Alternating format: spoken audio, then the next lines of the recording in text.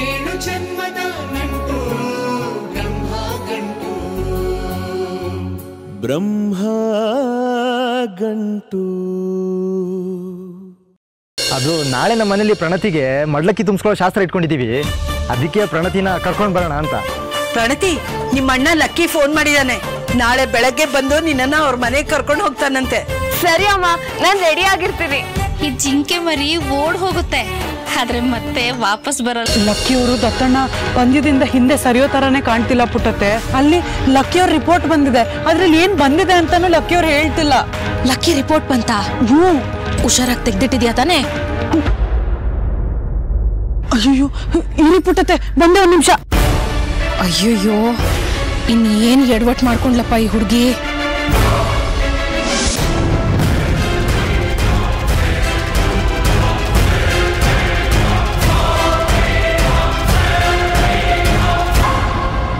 ನೀನು ಲಕ್ಕಿಯವ್ರ doctor report ನೋಡಕ್ ಬಂದಿದ್ಯಾ ಅಂತಾನು ನನಗ್ ಗೊತ್ತು. ಯಾಕೆ ಇಂತ ಸಣ್ಣ ಕೆಲಸ ಮಾಡ್ತೀಯ ಪಿಂಕಿ? ಅಂದ್ರೆ ಏನೇ ನಿನ್ ಮಾತಿನ ಅರ್ಥ? ನಾನ್ ಮೋಸ ಮಾಡ್ತಿದ್ದೀನಿ ಅಂತನಾ? ಮತ್ತಿನ್ನೇನೆ ಪಿಂಕಿ, ಅಣ್ಣ ತಮ್ಮಂದ್ರ ಮಧ್ಯೆನೆ ದ್ವೇಷ ಹುಡ್ಸಕ್ ನೋಡ್ತಿದ್ಯಾ? ಅವರಿಬ್ಬರ ಮಧ್ಯೆ ತಂದು ಹಾಕಿ ಎಲ್ಲ ಹಾಳು ಮಾಡ್ಬೇಕು ಅನ್ಕೊಂಡಿದ್ಯೇನೆ? ಸಂಪಿಗೆ ದಿಬ್ಬದ ಮನೆ ಅಂದ್ರೆ ಹೊಂದ್ಕೊಂಡು ಹೋಗೋ ಕುಟುಂಬ ಅಂತಾನೆ ಹೆಸರುವಾಸಿ. ಅಂತ ಮನೆನ ಒಡೆದು ಹಾಕೋದಕ್ ನೋಡ್ತಿದ್ಯಾ?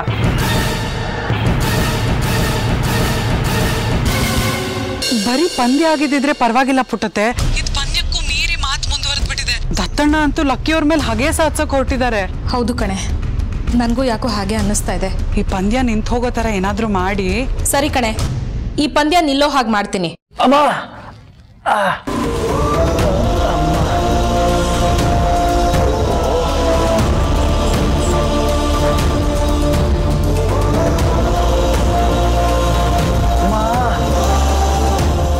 ಫ್ರಿಜ್ಜಲ್ಲಿ ಏನಾದರೂ ತರಕಾರಿ ಇದೆಯಾ ಅಂತ ಸ್ವಲ್ಪ ನೋಡಮ್ಮ. ಇರಿ ಅಕ್ಕ. ನೋಡಿ ಅಮ್ಮ, ಅದೇನೋ ಡ್ರಗ್ಸು ಅಂತಾರಲ್ಲ, ಅದು ಇದು ಹೇಗಾದರೂ ಮಾಡಿ ಲಕ್ಕಿ ಹೊಟ್ಟೆ ಇದನ್ನು ಸೇರಿಸ್ಬಿಟ್ಟು. ಲಕ್ಕಿ ತಗೋ, ಹಾಲು ಕುಡಿ.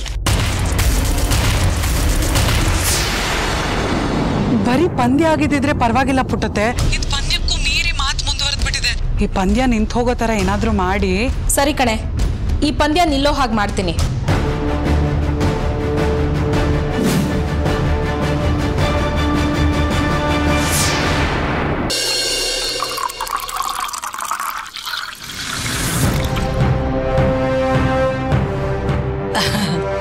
ಸುಮತಿ, ಇಲ್ಲೇನೆ ಮಾಡ್ತಾ ಇದೆಯಾ? ಇಷ್ಟೊತ್ತಾದ್ರೂ ಅಡಿಗೆ ಮನೇಲೇ ಇದೆಯಾ? ನಿನ್ ಸೊಸೆ ಬಂದ್ರು ನೀನ್ ಮಾಡೋ ಕೆಲಸ ತಪ್ಪಿಲ್ಲ ನೋಡು. ಅವಳು ಇದ್ರು ಅಷ್ಟೇ, ಇಲ್ದಿದ್ರು ಅಷ್ಟೇ, ಮನೆ ಕೆಲಸ ಬಿಟ್ಟು ಬಾಕಿ ಎಲ್ಲಾನು ಮಾಡ್ತಾಳಕ್ಕ ಅವಳು. ಅದೇನೋ ಸರಿ. ಅಲ್ಲ, ಹಾಲು ಯಾರಿಗೆ? ನರಸಿಂಹನ್ಗ? ಇಲ್ಲ ಅಕ್ಕ, ನಮ್ ಲಕ್ಕಿ ಮತ್ತೆ ದತ್ತನ್ಗೆ. ಓ, ನಮ್ಮ ಹುಡುಗರಿಗೆ. ಅಕ್ಕ, ನಾಳೆ ಪಂದ್ಯ ಇದೆಯಲ್ಲ, ತಾಕತ್ ಬರ್ಲಿ ಅಂತ ಬಾದಾಮಿನ ನೆನೆಸಿ ರುಬ್ಬಿ ಹಾಲಲ್ಲಿ ಬೆರೆಸಿದೀನಿ. ಎಷ್ಟು ಒಳ್ಳೆ ಮನಸ್ಸು ನಿಂದು ಸುಮತಿ. ಇಬ್ರು ಪಂದ್ಯ ಆಡ್ತಿದ್ದಾರೆ ಅಂತ ಗೊತ್ತಿದ್ರು ಇಬ್ರಿಗೂ ಹಾಲು ಬೆರೆಸ್ತಾ ಇದೆಯಾ ನೋಡು. ಇಬ್ರು ನನ್ ಮಕ್ಳೇ ಅಲ್ವಾ ಅಕ್ಕ? ಇನ್ನು ಬೇಜಾರನ್ನೋದು ಕಟ್ಟಿಟ್ ಬುಟ್ಟಿ. ದತ್ತ ಗೆದ್ರೆ ಲಕ್ಕಿ ಸೋತ್ನಲ್ಲ ಅಂತ ಬೇಜಾರಾಗತ್ತೆ, ಲಕ್ಕಿ ಗೆದ್ರೆ ದತ್ತ ಸೋತ್ನಲ್ಲ ಅಂತ ಬೇಜಾರಾಗತ್ತೆ ಅಲ್ವಾ? ನನಗೂ ಅಷ್ಟೇ ಬೇಜಾರಾಗತ್ತೆ ಸುಮತಿ. ಇರಿ, ಮಕ್ಳಿಗೆ ಹಾಲು ಕೊಟ್ಟು ಬರ್ತೀನಿ. ಸುಮತಿ, ಇವತ್ತೇನೋ ಬಾದಾಮ್ ಹಾಲು ಕೊಡ್ತಾ ಇದೆಯಾ? ನಾಳೆಗೆ ಏನೇ ಮಾಡ್ತೀಯಾ? ಫ್ರಿಜ್ಜಲ್ಲಿ ಏನಾದರೂ ತರಕಾರಿ ಇದೆಯಾ ಅಂತ ಸ್ವಲ್ಪ ನೋಡಮ್ಮ. ಇರಿ ಅಕ್ಕ.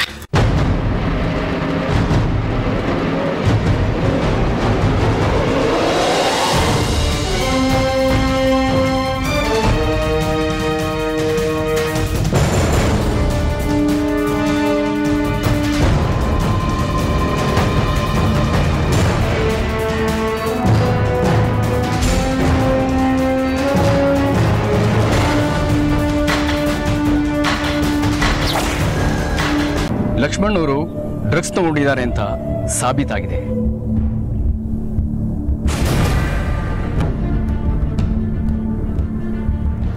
ಆದ್ರಿಂದ ಈ ಪಂದ್ಯನ ನಾನು ರದ್ದು ಮಾಡ್ತಾ ಇದ್ದೇನೆ.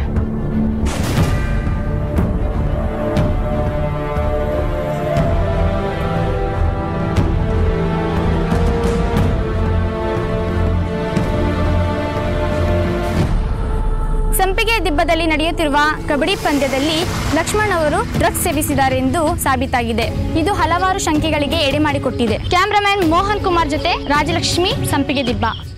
ಡಾಕ್ಟರ್ ಏನು ರಿಪೋರ್ಟ್ ಕೊಟ್ಟಿದ್ದಾರೋ ಅದ್ರ ಪ್ರಕಾರ ನಾನು ನಿರ್ಧಾರ ತಗೊಂಡಿದ್ದೇನೆ.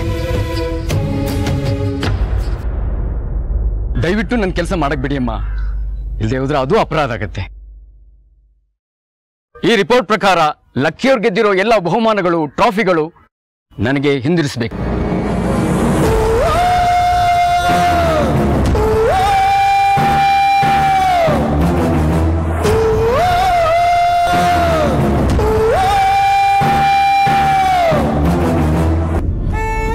ಸರ್, ನನ್ನ ಮಗನಿಗೆ ಇಷ್ಟು ದೊಡ್ಡ ಶಿಕ್ಷೆ ಕೊಡಬೇಡಿ ಸರ್.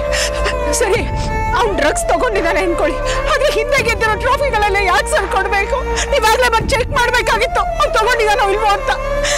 ಇಷ್ಟು ದೊಡ್ಡ ಶಿಕ್ಷೆ ಕೊಡಬೇಡಿ ಸರ್ ನನ್ನ ಮಗನಿಗೆ. ನನ್ನ ಕರ್ತವ್ಯ ನಾನು ಮಾಡ್ತಾ ಇದ್ದೀನಮ್ಮ.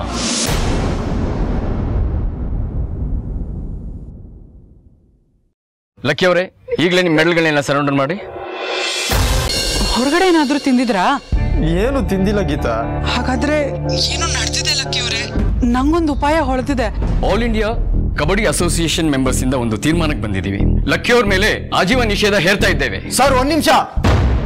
ನಾನು ಬ್ಲಡ್ ಟೆಸ್ಟ್ ಮಾಡಿ ರಿಪೋರ್ಟ್ ಕೊಟ್ಟಿರೋ ಡಾಕ್ಟರ್ ಇವರು ಡ್ಯೂಟಿ ಟೈಮಲ್ಲಿ ಡ್ರಿಂಕ್ಸ್ ಮಾಡ್ಕೊಂಡು ಕೆಲಸ ಮಾಡ್ತಾ ಇದ್ದಾರೆ. ಈ ವ್ಯಕ್ತಿ ಸರ್ಟಿಫೈ ಮಾಡಿರೋದನ್ನ ಎಷ್ಟರ ಮಟ್ಟಿಗೆ ನಂಬೋದು? ಈ ಸಾಕ್ಷಿ ನೋಡಿದ್ಮೇಲೆ ಆದ್ರೂ ಏನ್ ಮಾಡ್ತೀರಾ ಸರ್?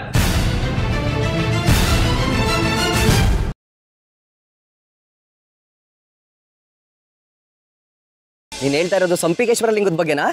ವಾ, ಹೌದು. ನಾ ಬೆಳಿಗ್ಗೆಯಿಂದ ಎಷ್ಟು ಮಂದಿ ಕೇಳ್ದಂಗೆ ಗೊತ್ತದೇನು?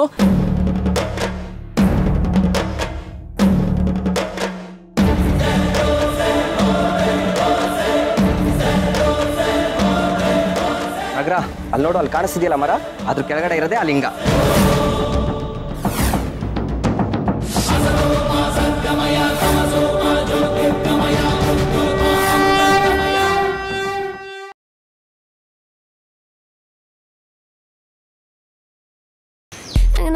ನಮ್ಮವ್ರ ಆಗ್ಲೇ ಬಂದ್ಬಿಟ್ರಾ? ಸರಿ, ಟವಲ್ನ ಅಲ್ಲಿ ಮಡ್ಬಿಟ್ಟೋಗಿ. ನಮ್ಮರ ನಂಗೆ ಒಂಥರ ಆಯ್ತಿದೆ, ಸುಮ್ಕಿರಿ. ಹಿಂಗೆ ಮಾಡಿದ್ರೆ ನಂಗೆ ಒಂಥರ ಆಯ್ತದೆ. ಅಯ್ಯೋ, ನಾನೇನ್ ಮಾಡ್ದೆ? ಬೇಕು ಅಂತ ಬೆನ್ನು ಜುದ್ರಿ ತಾನೆ. ಆಹಾ, ಆಸೆ ನೋಡ್ರಪ್ಪ ಯಜಮಾನ್ರಿಗೆ. ಬೇಗ ರೆಡಿಯಾಗಿ ಅಂದ್ರೆ ಬೆನ್ನಿಜ್ಬೇಕಂತೆ. ನಿನ್ನೆ ಹತ್ರ ಮಲ್ಗಿದ ಎಫೆಕ್ಟ್ ರಾಮವ್ರೆ.